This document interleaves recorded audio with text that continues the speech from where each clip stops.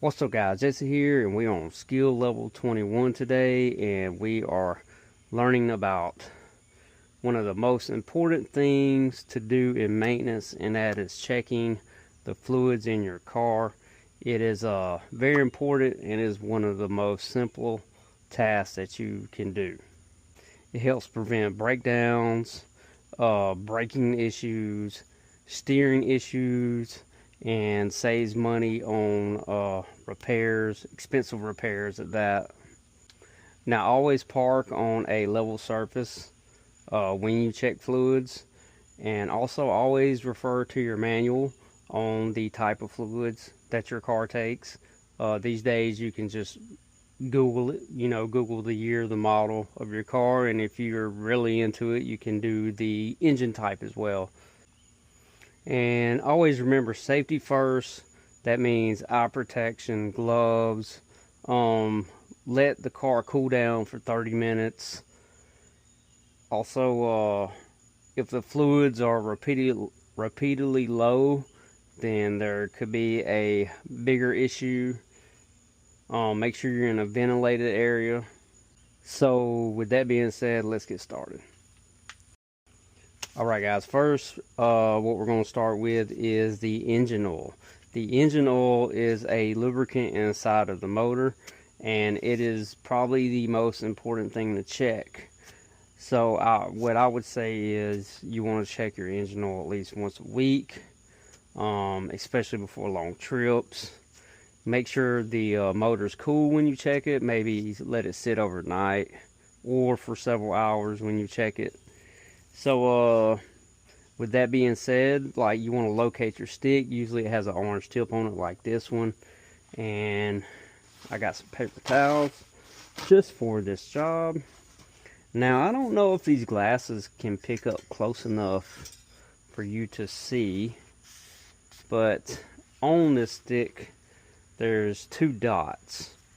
Most sticks will have two dots or two lines, a minimum and a full line. Now you want it to the second dot, which means it's full, or to the full line, which would be like a second line.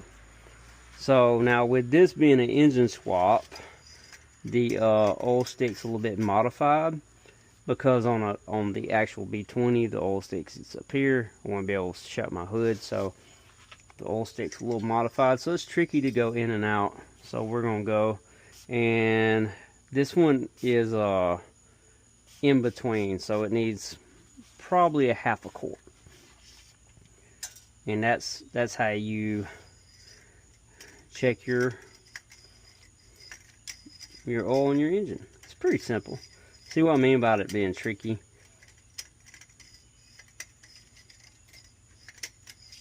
Funny because I just pulled it out and wiped it and slipped back in pretty easy, and now I'm on the struggle bus with y'all. There we go. It's just a certain angle I have to put it in at because it's been modified, but it works. Alright, let's move on. Alright guys, up next to check for maintenance is your coolant. Your coolant is what keeps your engine at a operating temperature, and it is held in the radiator, which cools it. We've been through all this. It goes through the hoses, through the motor, cools the engine down. But on every car you should have a reservoir like this one, and it has a maximum and minimum lines on the side. The coolant should be up to the max, and if it's not, you need to add coolant. Now I don't believe I have any in mind, and if this is the case, then just come right over here, press down, turn left on the cap, pop it off. Radiator's full of coolant, that good 50-50 Honda mix. You should always check with the manual or Google the best coolant for your car. With this being a Honda, I use Honda mix. That's just how I am. That's how I roll. And I have one more thing, y'all. I done forgot the other part that I was gonna say. Oh yeah, turn the car off. Let it sit 60 minutes or more before you pop this off, because you will get injured popping that off when it's hot because of the pressure. And I don't know, I was about to say I do know, I don't know if some newer cars are where you can just check your overflow now. And if that's the case, just check your overflow. If you need to, add it. I need to add some to mine, so I'll be doing that. But that's how you check your coolant.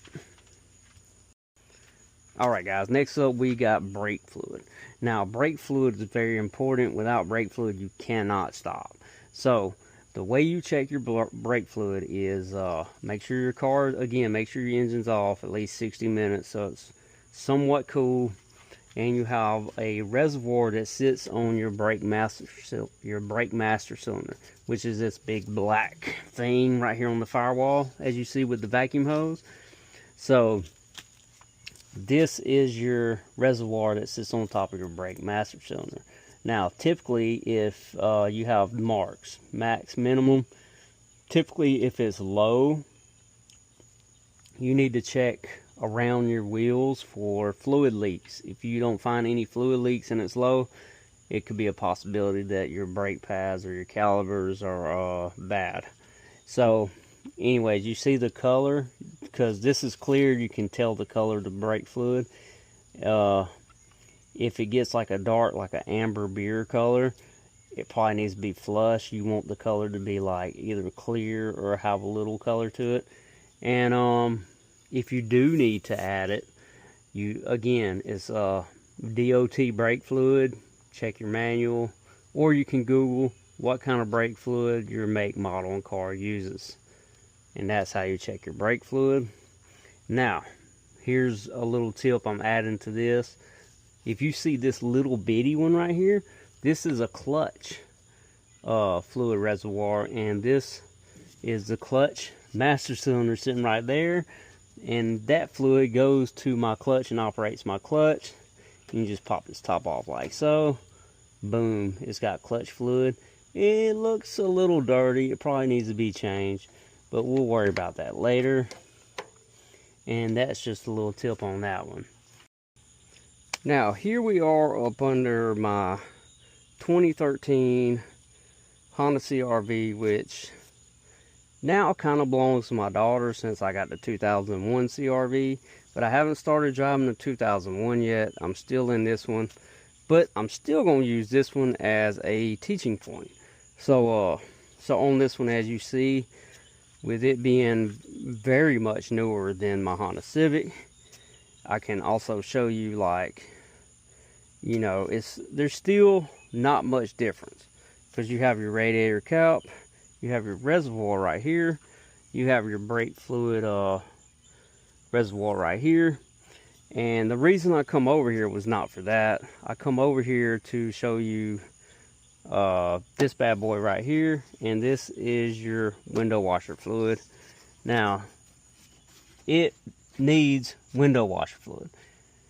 This one, it don't have like a traditional checker like the reservoir right here does.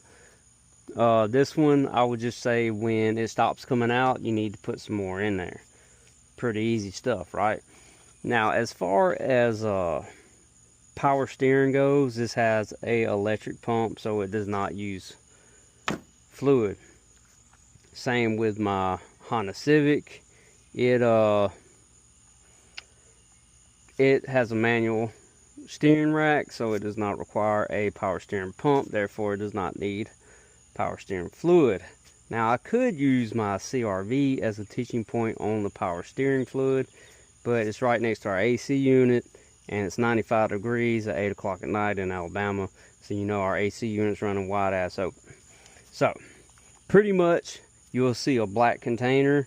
It'll have minimum and low on it. That's your power steering fluid. And if it's at, maximum and low. If it's at low, that means you need to put new fluid in it. And again, we revert back to checking the manual or Googling what type of car you have, and that'll tell you what type of fluid you need. Alright guys, so my outro got deleted on the original recording. So anyways, I appreciate y'all watching. Don't forget to like, share, subscribe, hit that bell for notifications. I'm also on TikTok. I'll see you guys next video.